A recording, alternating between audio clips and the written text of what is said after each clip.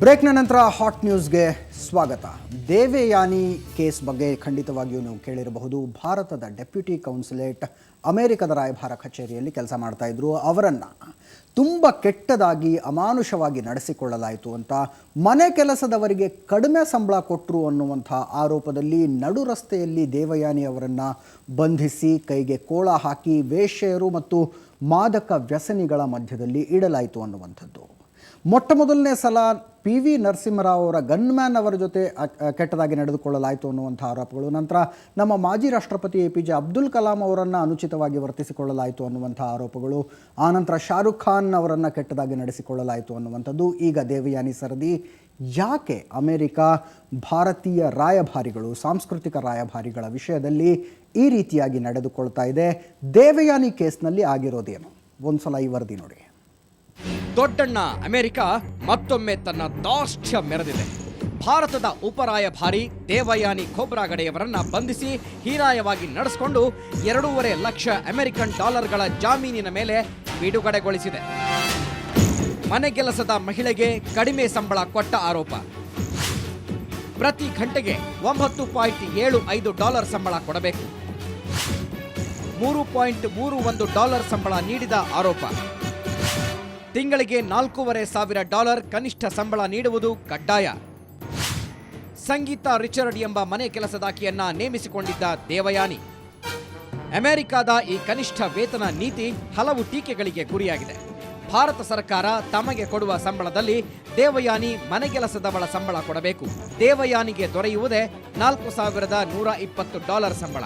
ಅಂಥದ್ದರಲ್ಲಿ ಮನೆಗೆಲಸದವಳಿಗೆ $4,500 ಎಲ್ಲಿಂದ ಕೊಡುವುದು ಎನ್ನುವ ಪ್ರಶ್ನೆ ಎತ್ತಿದ್ದಾರೆ ದೇವಯಾನಿ ತಂದೆ, ನಿವೃತ್ತ IAS ಅಧಿಕಾರಿ ಉತ್ತಮ್ ಖೋಬ್ರಾಗಡೆ. ಈ ಪ್ರಶ್ನೆಗಳನ್ನ ಬದಿಗಿಟ್ಟು ನೋಡಿದರೂ ದೇವಯಾನಿ ಜೊತೆ ಅಮೆರಿಕದ ಅಧಿಕಾರಿಗಳು ನಡೆದುಕೊಂಡ ರೀತಿ ನಿಜಕ್ಕೂ ಅಕ್ಷಮ್ಯ. ಹಲವು ತಿಂಗಳುಗಳ ಹಿಂದೆ ದೇವಯಾನಿ ಮನೆಗೆಲಸದವಳ ವಿರುದ್ಧ ದೆಹಲಿಯಲ್ಲಿ ಪ್ರಕರಣ ದಾಖಲಿಸಿದ್ದರು. ಹೆಚ್ಚು ಹಣಕ್ಕಾಗಿ ಪೀಡಿಸಿದ ಪ್ರಕರಣ ದಾಖಲಾಗಿತ್ತು. ಸಂಗೀತಾ ರಿಚರ್ಡ್ ವಿರುದ್ಧ ಅರೆಸ್ಟ್ ವಾರೆಂಟ್ ಜಾರಿಯಾಗಿತ್ತು.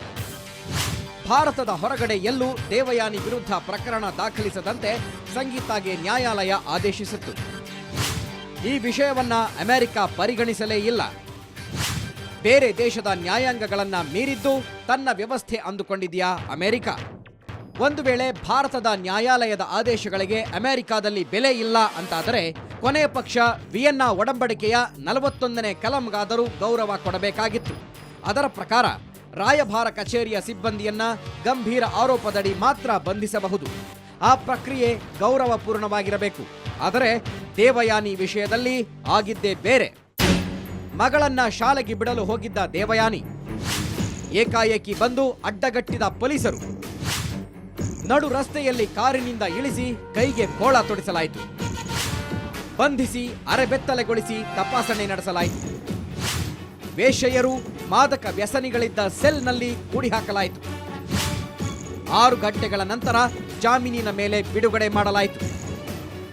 ಇದು ಹೀಗೇಕೆ ಅಂತ ಪ್ರಶ್ನೆ ಕೇಳಿದರೆ ಎಲ್ಲವೂ ಕಾನೂನಿನ ಪ್ರಕಾರ ನಡೆದಿದೆ ಅಂತಾರೆ ಅಮೆರಿಕದ ಅಧಿಕಾರಿಗಳು. ಆದರೆ ಇದು ಅಷ್ಟು ಸುಲಭವಾಗಿ ಮರೆತು ಬಿಡಬಹುದಾದ ವಿಷಯ ಅಲ್ಲವೇ ಅಲ್ಲ. ಈ ಹಿಂದೆ ಬಿಲ್ ಕ್ಲಿಂಟನ್ ಬಂದಿದ್ದಾಗ ವಿಧಾನಸೌಧವನ್ನೇ ಅಮೆರಿಕದ ಭದ್ರತಾ ಪಡೆಗಳ ವಶಕ್ಕೆ ಕೊಟ್ಟಿದ್ದರು ನಮ್ಮವರು. ಆದರೆ ಅಮೆರಿಕ ಮಾತ್ರ PV ನರಸಿಂಹರಾವ್, APJ ಅಬ್ದುಲ್ ಕಲಾಂರಂತಹ ಉನ್ನತ ಸಾಂವಿಧಾನಿಕ ಹುದ್ದೆಯಲ್ಲಿರುವವರನ್ನ ಅವಮಾನಕ್ಕೆ ಈಡು ಮಾಡಿದೆ. ಈಗ ದೇವಯಾನಿ ಸರದಿ. ಇದು ಯಾರೋ ಒಬ್ಬರಿಗೆ ಆದ ಅವಮಾನವಲ್ಲ, ದೇಶಕ್ಕಾದ ಅಗೌರವ. ಇದರ ಪ್ರತಿಭಟನೆಯ ಭಾಗವಾಗಿ ಅಮೆರಿಕದ ರಾಯಭಾರಿಯನ್ನ ಕರೆದು ಅಸಮಾಧಾನ ವ್ಯಕ್ತಪಡಿಸಿದೆ ವಿದೇಶಾಂಗ ಇಲಾಖೆ. ಆ ದೇಶದ ನಿಯೋಗವನ್ನ ಭೇಟಿ ಮಾಡೋದಕ್ಕೆ ರಾಷ್ಟ್ರೀಯ ನಾಯಕರು ನಿರಾಕರಿಸಿದ್ದಾರೆ. ಇನ್ನು ಮೇಲಾದರೂ ಅಮೆರಿಕ ಭಾರತದ ವಿಷಯದಲ್ಲಿ ಗೌರವ ವರ್ತನೆ ತೋರಬಹುದೇನೋ? ಎಸ್, ಈ ವರದಿಯಲ್ಲಿ ಹೇಳಿದ ಹಾಗೆ ಇದು ಕೇವಲ ದೇವಯಾನಿಯವರಿಗಾದಂಥ ಅವಮಾನವಲ್ಲ.